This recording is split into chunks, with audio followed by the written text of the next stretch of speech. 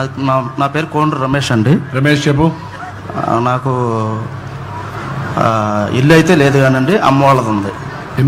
అమ్మ వాళ్ళ ఇల్లు ఉందండి. అమ్మ వాళ్ళ ఇల్లు ఉంది, నీకు ఇల్లు లేదు? ఇల్లు లేదు. మీ అమ్మ నాన్న ఇద్దరే ఉన్నారా ఇంకెవరున్నారు? ఇద్దరే ఉన్నారండి. వాళ్ళిద్దరు, నువ్వు, భార్య?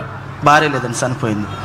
మీ చనిపోయారు. బాబు కూడా మన రీసెంట్గా సంవత్సరం క్రితం చనిపోయిందండి. మీ బాబా? అవునండి, పెద్ద బాబు ఆత్మహత్య చేసుకున్నాడు. ఏ వయసు? 18 సంవత్సరాలకి. 18 సంవత్సరాలకి. ఒక అబ్బాయినా? ఇద్దరు అబ్బాయిలండి. ఇంకొకటి ఏం చేస్తాడు? 7th class చదివిందండి. 7th class. 7th class. ఇప్పుడు నువ్వు చెప్పు, నేను చెప్పింది నీకు అర్థమైందా? నువ్వేం చదువుకున్నావు? నేను 9 అండి, 9వ తరగతి. ఇప్పుడు నేను చెప్పింది అర్థమైతే నువ్వేం చేస్తావు, నువ్వు బాగుపడతావు, ప్రభుత్వం ఏం చేయాలి, నువ్వేం చేస్తావు, మార్గదర్శి ఏం చేయాలనుకుంటున్నావు? నేను ప్రస్తుతానికైతే కూలికి వెళ్తున్నానండి. అంటే సుబాబులు కర్రకి వెళ్తాను.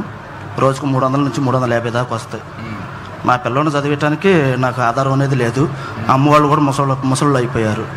వాళ్ళకి ఏంటంటే నేను చేసి పెడితేనే వాళ్ళకి ఆధారం. వాళ్ళకి పెన్షన్ ఏమన్నా వస్తుందా?